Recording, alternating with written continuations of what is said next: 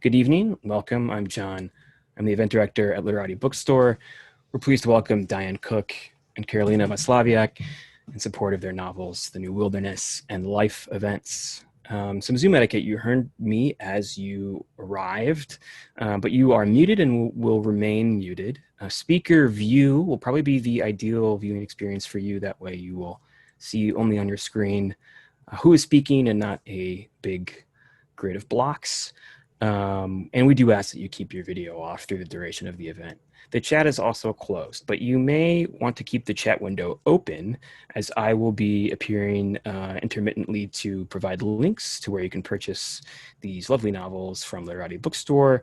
And you can use the chat to send me questions for a Q&A at any time. I'm the only person who will see your questions, and I will come back on video at the end of the reading and conversation to ask your questions, should you have any. So whenever the spirit moves you, please feel free to write and submit those questions to me directly in the chat. As a reminder, you can purchase The New Wilderness and Life Events on our website. I will include a link in the chat, as I said, and if you're watching later on YouTube, you can purchase books in the description, the YouTube description below. You can also shop for more books at literatibookstore.com, and thousands of titles are available for curbside pickup if you live in the Southeast Michigan area.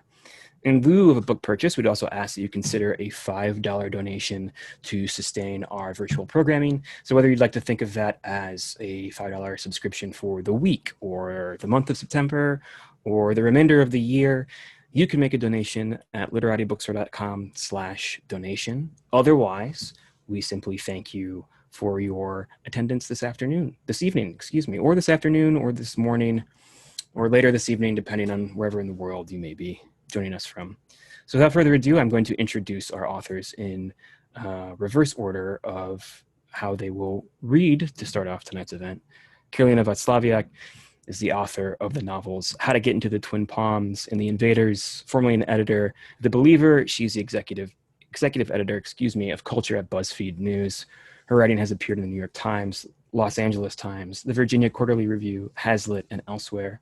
Her most recent novel, Life Events, came out just last month. And Diane Cook is the author of the story collection Man v. Nature, which was a finalist for the Guardian First Book Award, the Believer Book Award, and the Los Angeles Times Award for First Fiction. Her stories have appeared in Harper's, Tin House, Granta, and in Best American Short Stories and the O. Henry Prize Stories. She received a 2016 fellowship from the National Endowment for the Arts. The New Wilderness is her first novel. Please join me in using your Zoom clap reaction feature or heart, or it's called Tada, which is like a party favor explosion, to welcome Diane and Karolina to your living rooms. I'll do this. I didn't know what those reactions were. I've seen them popping up here and there, but I didn't actually know that how they were generated, but thank you for that tip. Thanks for coming, everyone. It's really fun to do this event with Karolina. Her book is brilliant, and she also is brilliant, and we went to grad school together, so it's super fun to get to talk to her about our writing still to this day. Yeah. So I'm gonna start. Oh, did you want to say something? I was just gonna say it's been an amazing journey since workshop in grad school, and I'm very excited to talk to you, and thanks everyone for coming. Wonderful. I'm gonna start by reading, and then Karolina's gonna read, and then we're gonna talk, and then we'll take questions from everybody if you have them. So this is a novel. It's called The New Wilderness. Just briefly, it's basically like, if you want my elevator pitch, I'll give it to you. It's very short. It's about a future US where there's only one wilderness area left in the entire country.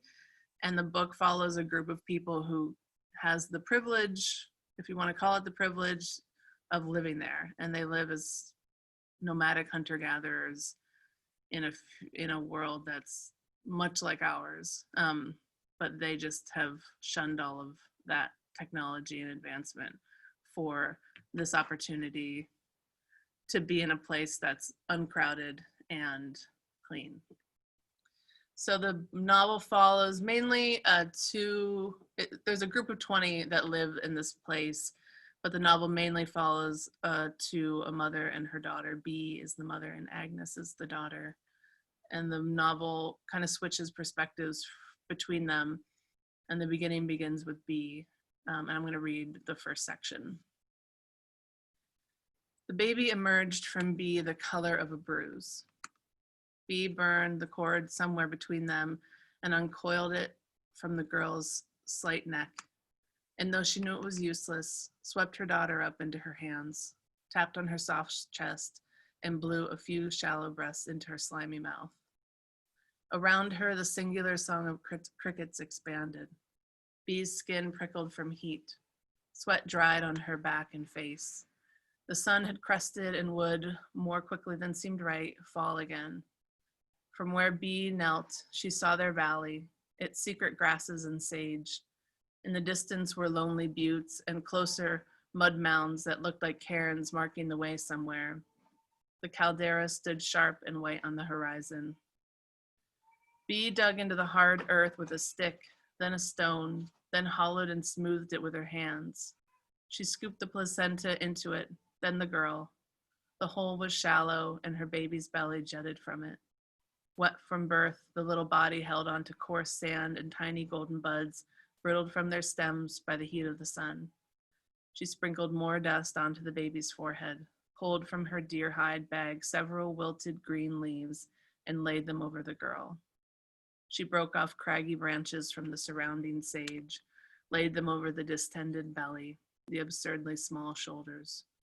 The baby was a misshapen mound of plant green, rust-red blood, a dull violet map of veins under wet tissue skin. Now the animals who had sensed it were converging. In the sky, a cyclone of buzzards lowered as if to check on the progress, then uplifted on the thermal. She heard the soft tread of coyotes. They wove through the bloomy sage. A mother and 3 kits appeared under jaggedly thrown shade. B heard whines ease from their impassive yawns. They would wait. A wind stirred and she breathed in the dusty heat. She missed the stagnant scent of the hospital room where she'd given birth to Agnes, what must have been 8 years ago now. The way the scratchy gown had stretched across her chest and gotten tangled up when she tried to roll to either side. How the cool air blew around her hips, between her legs, where her doctor and nurses prodded, stared, and pulled Agnes from her. She'd hated the feeling, so used, exposed, animal-like. But here, it was all dust and hot air. Here, she'd needed to guide the small body. Had she been 5 months pregnant, 6, 7, out with one hand, while with the other she'd had to block a diving magpie. She'd wanted to be alone for this, but what she wouldn't have given for a probing gloved hand, stale recirculated air, humming machines, fresh sheets under her rather than desert dust, some sterile comfort, what she wouldn't have given for her mother. B hissed at the coyotes. Scram, she said, pitching the dirt and pebbles that she'd just dug at them. But they only slid their ears back, the mother sinking to her haunches and the kits snipping at her snout, irritating her. She probably snuck off from the rest of the pack to get her young something extra, or to let them practice scavenging, to practice surviving. It's what mothers did.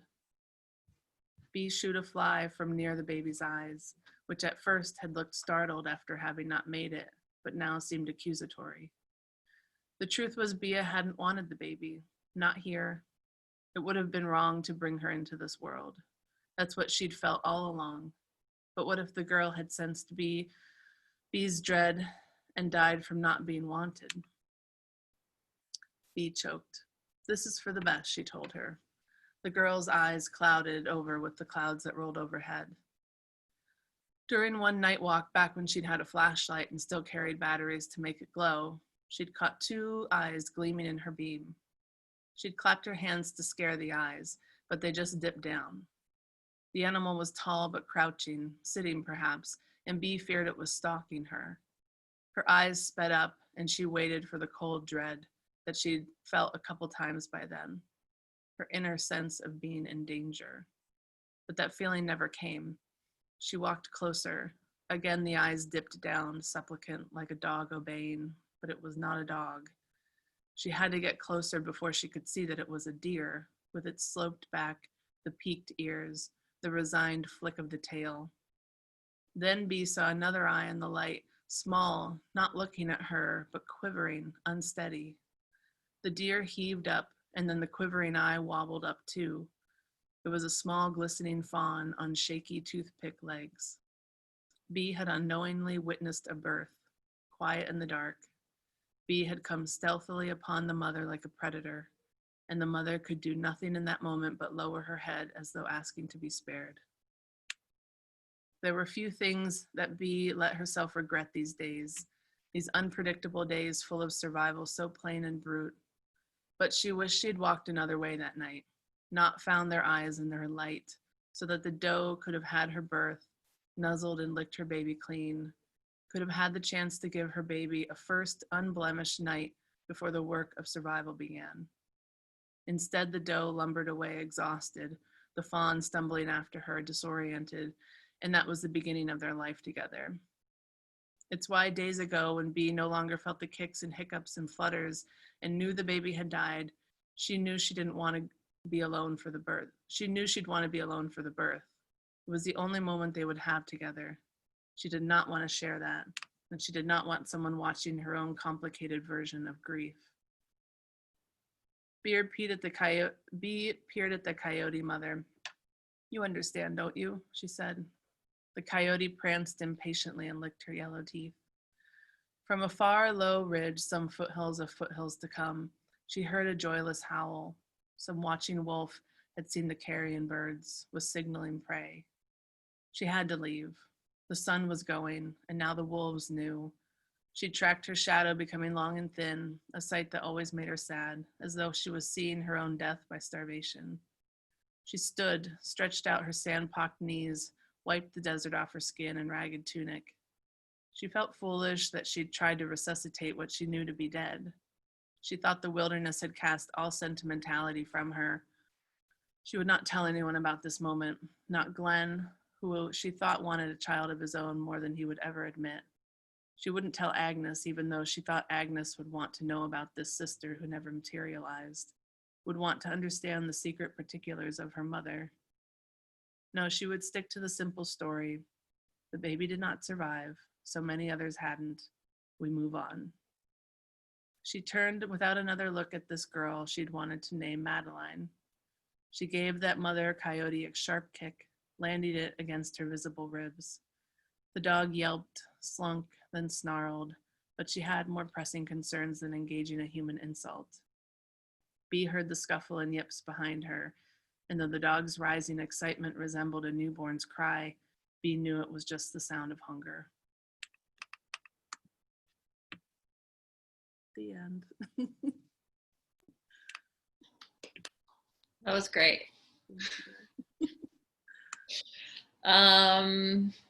Okay, I'll give a little heads up about the book and this selection because I'm doing a wild card and pulling from sort of toward the end.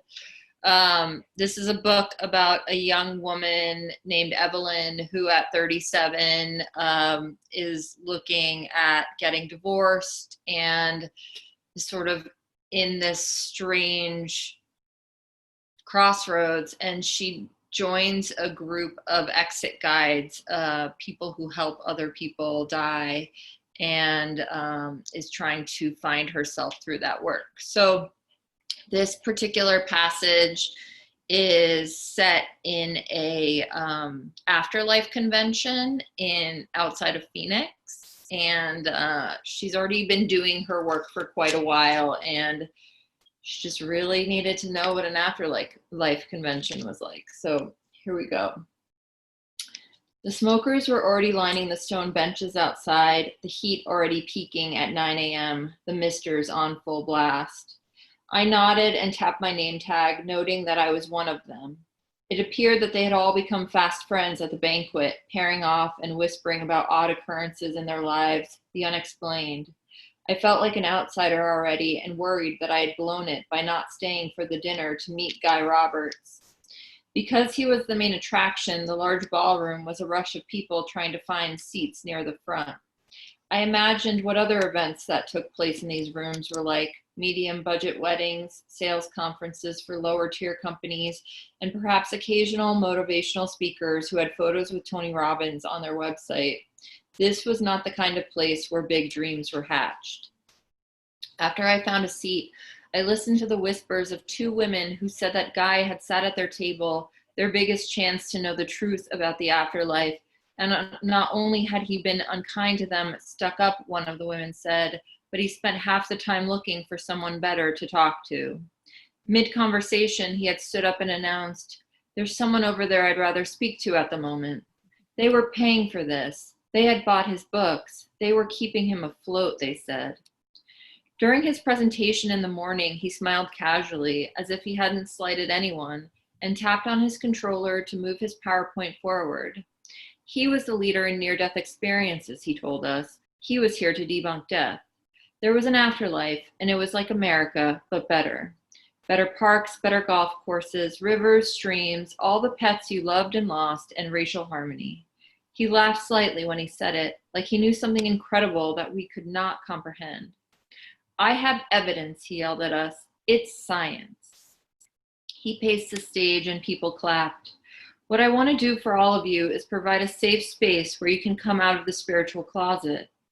Everyone around me clapped harder.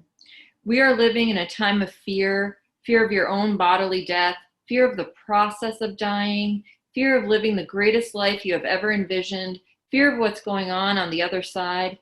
All that fear hurts me. I can feel it. I'm consumed by all the fear in this room, and so are you. He stopped in the middle of the stage and adjusted his microphone. "Do you know that you can find out exactly what's happening on the other side if you really want to? Do you want to?" People around me screamed yes. "I've studied this stuff for years, people, and inside of us, we each have something called a spirit phone, but most of us don't know how to use it. The people out there," he pointed past us toward the door leading out to the rest of the world. "The people out there don't even know a spirit phone exists." He shook his head like he felt really sorry for everyone out there, as people around me took notes. "The problem with our spirit phones is that the signal isn't switched on. Our loved ones are trying to reach us and we're missing their calls. They want to tell us what it's like so we can stop being afraid, but we're not answering." It felt good to believe that someone knew more than we did, that these experts were just withholding because it was obvious the masses couldn't take it. That made more sense than believing no one was controlling the boat. And so the boomers, women in bedazzled jeans and wedge sandals nodded along. They wanted Guy to give them the truth. I watched everyone being taken in by his assurances, but I just couldn't buy it. I don't know what I was searching for exactly, but it wasn't this. This just made me feel sick and desperate. He said that in order to get our spirit phones working, we would have to do the work of getting to a higher astral plane. It's called being tapped in. He was getting worked up again. "When we get to the other side and see all the beauty there is to behold, we're going to be so overwhelmed, we'll need to take a nap." He got these kinds of transmissions from people on the other side all the time, he said. They took a long nap right after they died because the journey was arduous. While they relaxed on the other side, we were left here alone to manage our grief. "It's unfair, isn't it?" Guy intoned. "Yeah," people called back. "But that will be us soon, and you don't have to be afraid." "Yeah," people called out, though less enthusiastically than before. Someone's hand shot up in the crowd. "Yes," Guy said, pointing at a man in a Tommy Bahama shirt with a faded palm print. "I died once. My heart went out for 4 minutes on the operating table, but I didn't see green pastures, so where am I going?" he asked. Guy stared at him and shook his head. 4 minutes, wow. "Where am I going if I didn't see green pastures?" "To hell," I said under my breath. "If you didn't see the green pastures of heaven, you were obviously going to hell." A murmur started in the crowd. Guy knew he had to quiet it. "You know, I want to tell you a little secret," he said, pacing back and forth. People around me leaned in, waiting for it. "There are endless opportunities for soul growth. Did you know that? And you're just not there yet, sir. No one said anything. They were too busy taking notes. The man sat down, somewhat shamed. First, you have to find God. He nodded like he had just told us something important. Did you know that? He asked. The crowd murmured yes. Then you have to know your real self. He nodded along like it had taken him 40 years to figure that out. He pointed at the slide, which was up on the screen. He flashed to the next, which was a step ladder to heaven. Each step had a word listed next to it, a new level to achieve on our path to soul growth so our spirits could be set free, with suggestions like show compassion, love others, continue to grow mentally, and learn to know your real self. We were all trying to get to the celestial plane together, but it would be hard work. Do you know what it feels like to die and come back? He waved his arm toward the crowd and asked if anyone else had had a near-death experience, or an NDE as he liked to call it. Some people raised their hands. And yet you're here with me and us, knowing you've seen something remarkable and still searching for answers. What's your name? He asked a man in a striped polo and cargo shorts. Dwayne. Dwayne, you saw the white light, didn't you? Yes, sir. And that's been documented, hasn't it? Yeah. I'm looking for evidence. I'm looking for the new thing. What else did you see, Dwayne? I saw people I loved waiting for me. They were beckoning you in, weren't they, Dwayne? Yes. They were trying to tell you it was safe to come with them, that the water was just fine, weren't they? The crowd was riveted, murmured with soft laughter. I think so. So why didn't you go? Why didn't you go yet, Dwayne? I was scared. Guy touched his chin gently and wandered into an aisle, getting close to us. Of course you were. Who here wants to die? He waited for hands to raise, but they didn't. I'm here to tell you that you don't have to be afraid. It wasn't your time, Dwayne, and now you know that everyone you love is over there, so it doesn't seem so bad, does it? No, I guess not. See, that's what we're here for, evidence and science. People clapped and nodded. That was what we were here for. You know what they say about Steve Jobs on his deathbed, he said? When he was dying, he said, oh wow, oh wow, oh wow. He paused for effect. I saw it. I saw what I'm explaining to you. It's like the movie Avatar. It's like here, but better. He walked slowly, talk deep into his microphone. Oh wow, oh wow, oh wow. How about that? Thank you. I had myself muted, but I don't need to. I love that part. Is that true about Steve Jobs? Yeah, it is. It's so funny because I feel like I'm on like a talking tour trying to tell people this book about death is funny. It is funny. It's funny, and it's funny because what's his name? Guy Roberts? Yeah. He makes it okay to die, right? Yeah. He makes it feel okay. Yeah. But Evelyn, the main character, who we didn't like get much from in that portion, but who takes us through the book, she's so numb, but she's also so dry and prickly in this way that is awfully delightful sometimes, to just be in her head and see the world through her eyes. Like, we're seeing this convention through her eyes, and I just love when you can just hear her being like, and then they screamed because Guy Roberts said this thing. So she's like a perfect guide. Well, she's a death doula. She's a end of life guide, and she's kind of the perfect guide for the book. Thank you. Yeah, but she's a different voice than this voice, or this scene anyway. This scene is definitely like an absurd scene versus.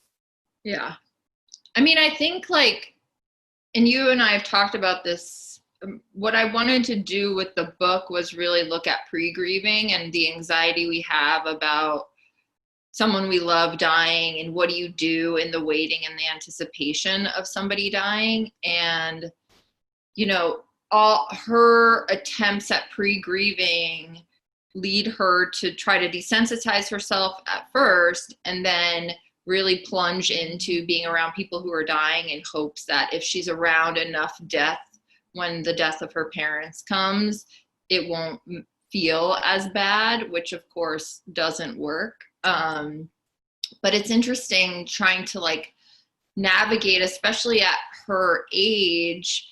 And I'm curious how old B is, because I feel like they're sort of in the same age. And I was saying to Diane earlier that I feel like both of our books in a way are coming of age novels. Like my character's 37 and going into another phase of her life. And you have Agnes, who's definitely having a coming of age in the wilderness, but also B, who's made this huge life shift to take her daughter who was sick and move her into the wilderness and take this huge risk being out there. And I'm just curious, you know, did you set out writing a coming of age novel? Did you start with Agnes? Did you start with B? How did you come up with the characters? I knew I had both those characters, but I couldn't get out of B's voice. Like I had her voice forever. And I really wanted part of the book to be written from Agnes's perspective, but I couldn't get there. And so like in the beginning, so we're seeing, it's close there, but we're seeing everything through B's eyes. So we get like, you know, and she has a very particular point of view. And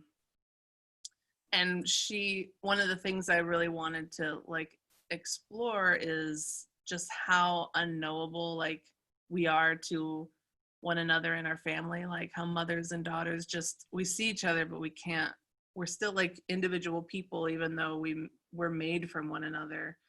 And I wanted B to be able to see Agnes, but only so far. Like Agnes would still be the kind of this mystery to her. So I was writing B and I kind of couldn't get out of her voice until I finally, like maybe 2 years into writing it. I like seriously. Oh yeah, books take a really long time. I want to know how long you've been writing this, because I feel like we've been emailing about our books for years. Yeah. Yes, we have. I mean, I wrote a lot of stuff like all around the book, but I just couldn't like get to Agnes. And I had all these like tricks in my mind, like I can't get to Agnes's POV. What if in the end you find out that it was Agnes telling the story all along? Like I was like coming up with these idiotic ideas just to like avoid having like the hard work of trying to write her. I don't know why. Because the minute I did figure out how to get in and I had to like open a new document, call it an experiment, and like just let myself totally fail at it, and then I finally got it. Once I got it, then she took over. The rest of the book is hers. Yeah. And it becomes this coming of age thing that totally surprised me. So that's, to answer your question, like I didn't see that coming. I mean, I knew she was young when the book starts and older when it ends. And I knew that she would evolve in this way that, you know, a girl to a teenager does. But I didn't see all of the other things that come with like a traditional coming of age story, that there's like this girlhood there also. And that was like a totally delightful surprise to find that. Yeah, there's even romance. I was like, I'm here for this romance. I know, that was fun to write because she's a very different kind of girl in that relationship than you normally might read. Yeah. But B is also, she's like, I always thought of her as like late 30s. So I think B and Evelyn, your character, are in the exact same boat. They're like preparing for a different kind of loss. Like B is preparing, whether she knows it or not, for the loss of like this link she has to her daughter, because the whole point of raising kids is that someday they won't need you anymore. You're like trying to make them into something that doesn't need you. And Evelyn is pre-grieving or preparing for this loss of her parents in this. So it's like a flip of it, basically. Yeah. Well, and I also think they're also grieving the loss of how they were living their lives. Like Evelyn, in getting a divorce, like life as she knew it is over and she has to rebuild. And I think very much in the same way, when B left the city, it is like you're feeling the grief that that life didn't work.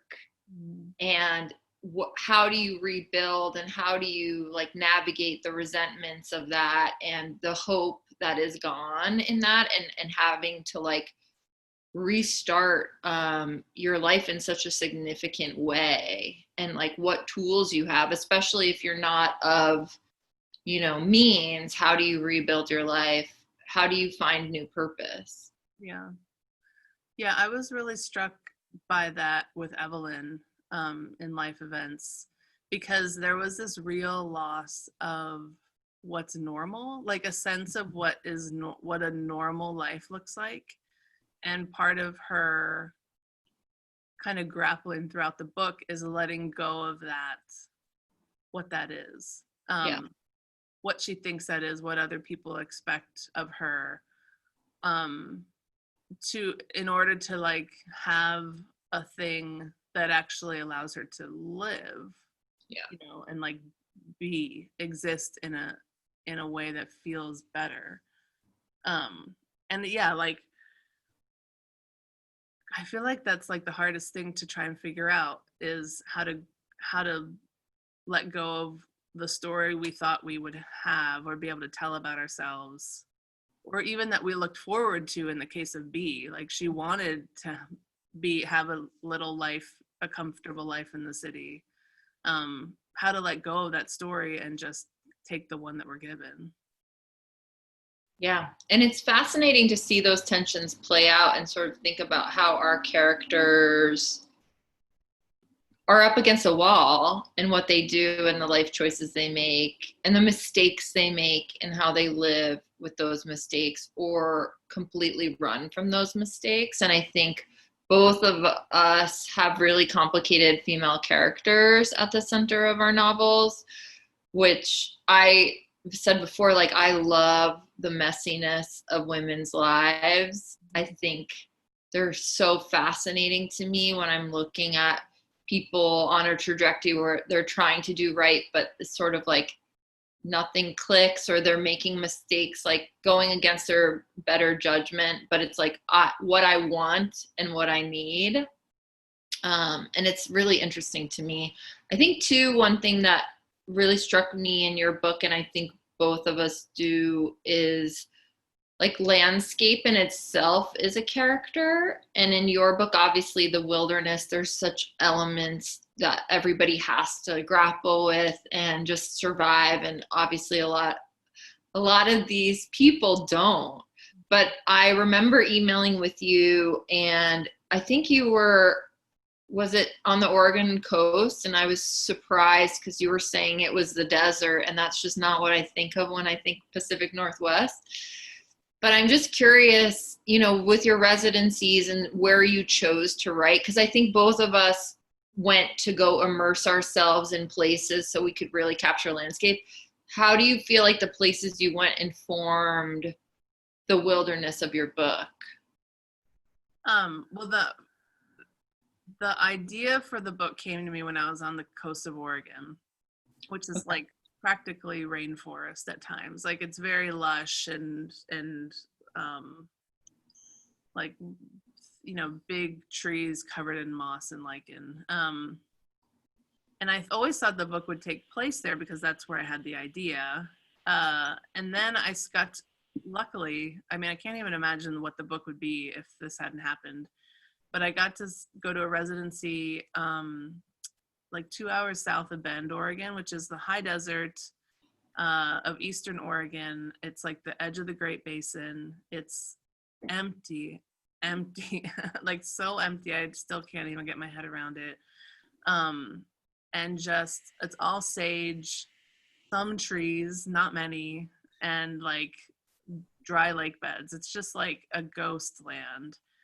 And I don't even think I knew landscapes like that existed, but I got to live there for a month and just sit at a desk like in front of this enormous dry lake bed And basically the minute I got there, I thought, oh, it has to be here.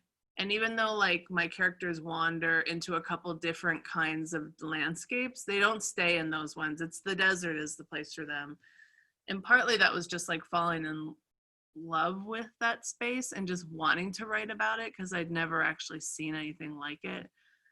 And also it was like trying to ask myself, well, where, so if you had a terrible government that deregulated all land and basically only had the thought to preserve one area and use everything else they could, what would they give you? And they'd give you like the least hospitable land or the least useful land possible. So in that way, that was also like, I didn't want them to be in a traditionally beautiful, lush place where you would like think to go when you wanted to get away into the wilderness. I wanted them to be in like an elemental place that it was hard to see what else was there, you know, where it was hard to see what the benefit would be to being there. And so it was like a weirdly political decision, and also it like mirrored their plight, I guess. Like it wasn't supposed to be a vacation or a nice thing. That said, I love the desert and I wanted it to be in the desert because I just wanted to write about it and be there. What about you? Because you have Evelyn goes into the desert and she has this wonderful scene where she goes to like an Airbnb or some rental there to be alone and like experience something by herself and then gets scared out of her mind by being there, which is so true and happens to me all the time. Which I love. But there's this scene where she walks out into this open land, which again, like is a part of that kind of Western landscape that I find so fascinating because it's amazing, like open BLM land, but it's also terrifying. Like I actually I have trouble walking in places like that. And what she sees is like really creepy and weird. And it's just like the whole thing is so creepy, but amazing. Yeah, it's funny because I write about this in the book, like there's such a mythology of the West that is so pervasive. And I remember like I was born in Poland. We immigrated to Texas. And some of my first memories were driving through West Texas on the way to Colorado with my family. We ended up moving to Connecticut, but I just like West Texas just imprinted on me. And I've spent some time there now, but I just love the Southwest. But, you know, and I say this in the book, there's a difference between being a man alone in the desert and a woman alone. And I think all of our sort of great stories are men capturing the West and finding themselves and losing themselves in the West. And I was really thinking about Evelyn and access to that kind of getting lost. And I love the West so much because there's so many places where you can sort of reinvent yourself. You can still be anonymous and be a nobody. There's all these desert towns in Texas that I love, like Terlingua. It just feels like an outlaw town near Big Bend. And yeah, I really, you know, she lives in Los Angeles. This is the second book I've written about Los Angeles. I live in Los Angeles and I love Los Angeles. But I really wanted to extend the landscape of California out from just the city and sort of navigate the sense of freedom that you feel being out west and thinking about how does anyone survive out here, and yet people go there to find themselves, to gain clarity, because it is so open. You know, the sky goes on forever. There's like just a different energy in the desert, but it is terrifying. You know, for me, as I was doing research, I really wanted to go spend like weeks at a time in the desert alone, and I would find houses really like away down dirt roads, and not talk to anybody. and see how it felt, to see how Evelyn would feel. You know, and when you are somewhere in the middle of the night and you don't know anyone, and then lights pass your house and just stop and are just beaming in, you wonder it's too far out to call the police. But yeah, I think I love writing about the desert because there's just so much there to contend with. And then you hear like the buzzing of people with ATVs. Like there's always this fight between peace and nothingness, and then people encroaching, which I think you're sort of always doing in the book too, of like leave no trace, and how long can people stay in a place before they ruin it. And I was thinking about that a lot with the book because, you know, the desert is so harsh that everything erodes eventually, but you're seeing remnants of what people tried and failed to do in the desert, and I find that fascinating. It's an interesting impulse though, that like, and I do it all the time, and that's part of what we talked about, of like trying to get away from everybody and then not being able to, and having it be like with the people in my book too. I mean, a little bit of a spoiler, like they're totally isolated until they're not. And they shouldn't see any remnants of people, but they do. And with Evelyn too, she's alone trying to like find clarity, and then there's this like disgusting sex couch in the middle of the desert that she finds. And it's just like, not only can't she get away from people, but she can't get away from like this most like base aspect of being a human, of just like a needful thing out in the middle of nowhere. And the impulse, I'm always grappling with the impulse of like trying to escape the world and community, because then I write mostly about communities and how they interact with one another. I don't really have a question, but Evelyn is like a loner. Like Evelyn is not a joiner, and there's a portion she has to be in these training groups to learn how to help people die, and it feels very cliquish in that way, where you're just like, everybody knows each other and I'm sort of the outsider, even though we're like who would join this kind of group. You're still feeling estranged in a way, and I think she's like trying to learn how to be a part of rather than separate. And I feel like your characters are all trying to like have that commune with people who suck at times. You're like, who let this guy in? Who let Chad in? You know? That's like my history of group dynamics. Yeah.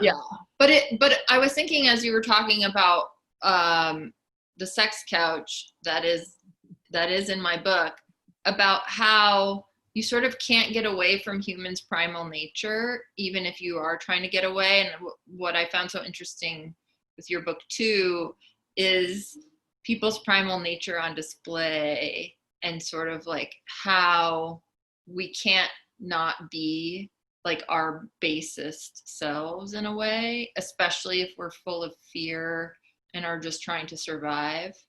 And trying to discover something because we don't know what we are. Yeah. I mean, I think that all comes back to the coming of age, and I think both of our books are people who are trying to learn something about themselves in extreme situations that they put themselves into, which is really interesting. Like the choice both of our characters have made are very extreme, in hopes of like pushing themselves out of stagnation or bettering their lives in some way, and like living better and like fuller lives to mixed results.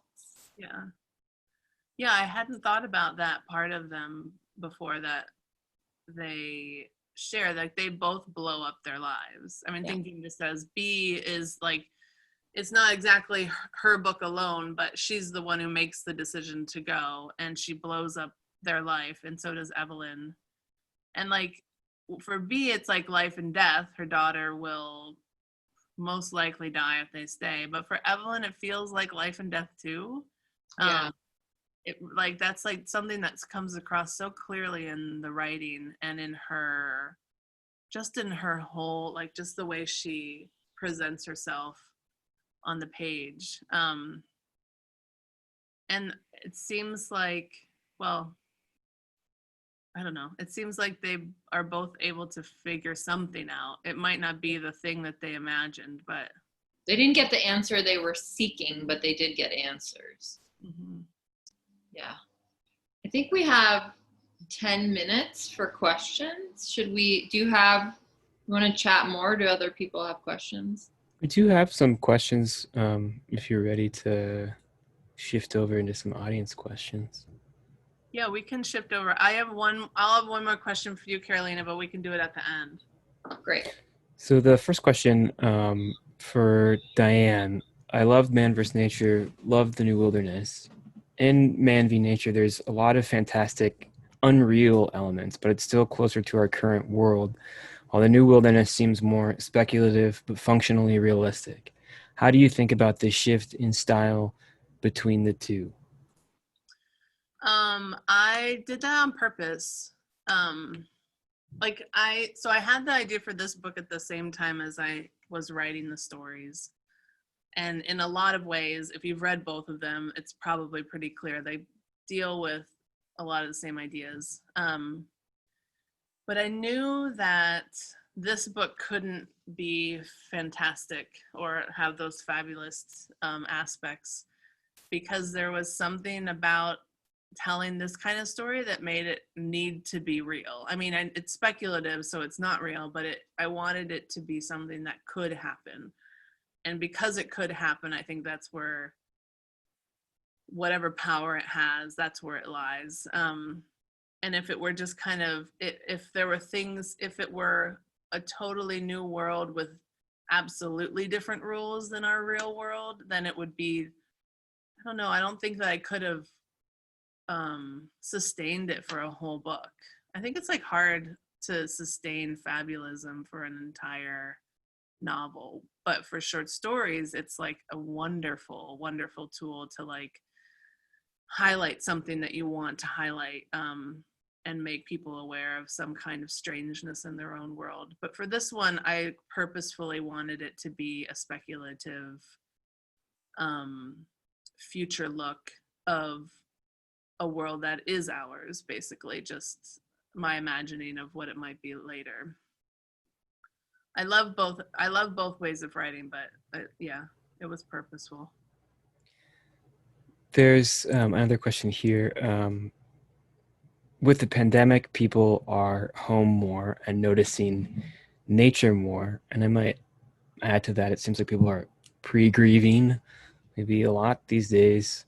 The question continues, is it strange to have written books that focus on something so timely? But this is for both of you. That was totally my intent. I knew this was coming. He started it, actually. It's weird. It's interesting because at the beginning of the pandemic, I noticed people started talking a lot about health directives and filling out health directives, and that is a part of the training of Evelyn and the exit guides. And I was like, wow, we're here. And also this collective grief suddenly for a life not being what it was, it'll never be again. And just this idea that suddenly our American culture that has such a denial of death and death rights and dealing with death and dying suddenly had it thrust in their face in a way that it was sort of like a leveling event where everybody had to navigate and fear the same thing, even though clearly we're all going to die. And that hasn't stopped. This pandemic didn't like suddenly bring on death. But I think people, especially my age, as I was seeing people my age talking about health directives and what do I want to do with my parents and what are my needs, that was really surprising to me. But I also feel like, I think my anxiety was, we have so much of this around us. Do people want to then read about it? But I wanted to write a book that comforted people and felt like, you know, this is all the human condition, but we can sort of learn how to live life more fully if we actually embrace and think about the fact that we and our loved ones will die. Yeah, I like that idea that it's like a comforting book, because it is. Even though I think if you read the back, you were not necessarily thinking that. As far as the pandemic goes, I mean, I was thinking about a lot of people have asked me, or they've read it and then they've been like, it's so now. And I'm like, really? Like, I don't see that at all. Probably, but I think it's because I wrote it, my writing process of it is like all these different associations with it. And the process you have picking it up, like in this moment, you're like attaching it to all of these different things. So you're attaching it to like what's happening to you now, but it's like a real stretch for me to get my brain around like attaching it to the now. Like it has this whole other life for me. And then I was talking about this on another event, and in the chat box, this was like a different platform, Crowdcast, and you could have like chat on the side, and someone wrote, I was explaining this idea that like what I just said, and then someone wrote, art is amazing. And I was like, yeah, it is amazing. And I like wasn't thinking of it as like an art thing, like an artistic thing where you create a thing that has the ability to be timeless, in that whenever someone reads it, they're going to have the feelings and they're going to absorb everything that's happening around them. Even a historical novel is going to have.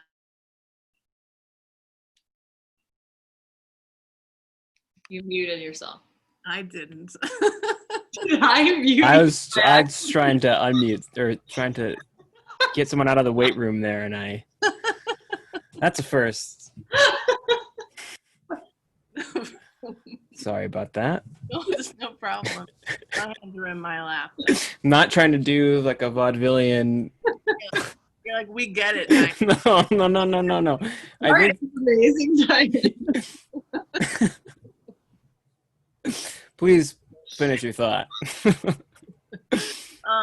Yeah, so art's amazing. And you absorb whatever's happening around you into the thing that you have in front of you. And I don't know why, I just never thought about art that way, which makes me feel kind of dumb, but and I never thought of my book as a kind of piece of art that could do that for a reader too. And so that was like this epiphany that felt really good. You're gonna. Wait, how long did you write it? How long did it take you to write it? Like 5 years, probably. I mean, I had the idea in 2012. I took a bunch of notes, I put it away.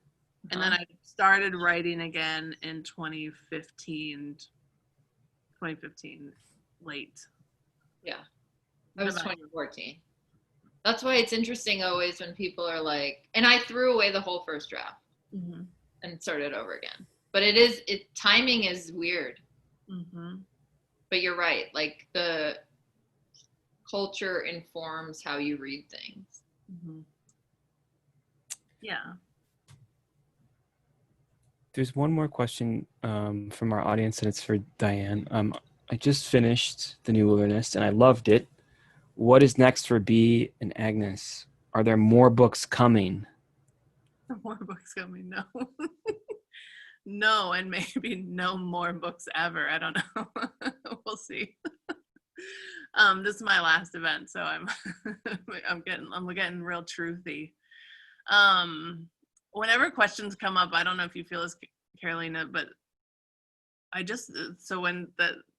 you just read, I just finished The New Wilderness. I'm always just like, and I'm always like waiting for the but, like but I didn't like it, but I like whatever. Anyway, blah blah blah. Okay, what's next? I'm working on a screenplay for it. So I'm not writing another book. There will be no sequels. But I really wanted to, the world is so big for the New Wilderness and this future world that I built. And there's lots of things that are alluded to, and there's lots of characters that are there, but they don't like, they just can't take up a lot of space because I don't know how to write a novel where 11 people get like their due, you know? So when I finished it and I knew the book was finished, I just felt unfinished with the world and the characters. So I wanted to try and see if I could write like a screenplay or a pilot or something to see if it could be a TV show. And so that's the thing I'm working on now, and hopefully it will be a TV show because I'm working with some people to make that happen. So we'll see. When I finished it, the first thing I thought was, this is a show. Yeah, really? That's what people have said that to me. I mean, not even just like Hollywood people, but yeah, there's a big enough world for it. Yeah. And, you know, I don't know where it goes necessarily, but I mean, like one of these things that I did, like, I think half consciously, or subconsciously, I didn't, well, here I'm going to spoil it for some of you. Like, I didn't kill off any key characters. You know, in the end, like, there's still this kind of question. You don't really know what happened to some people. So I always thought in my head, like, I didn't want there to be this finality to the end of the book. Like, I wanted there to be this ability to kind of keep going. And not that I think that a show would do that, but maybe it would. And I just wanted like the freedom to do that. And I also think I couldn't do that to my characters either in the end.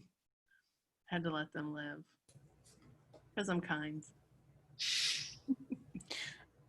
And Diane, you said you had before we started the Q&A one more question for Karolina.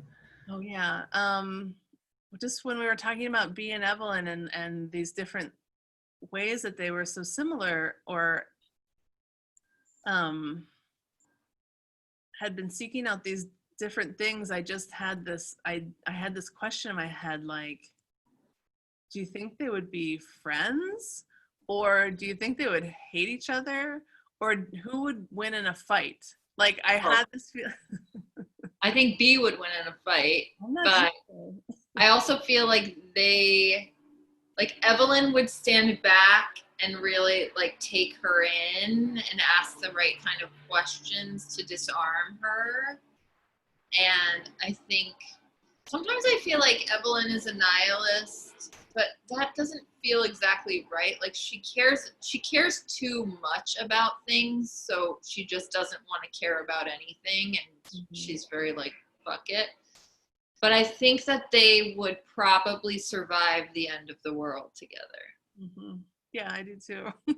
Very Thelma and Louise-esque ending of their friendship. I think they're like very different people, but I think they have like a very particular power in that, and that they would recognize in one another. Yeah. They would intuit that they needed each other. Mm-hmm. And I think Evelyn could be kind of brutal if she wanted to, so I wouldn't put her out of the counter out.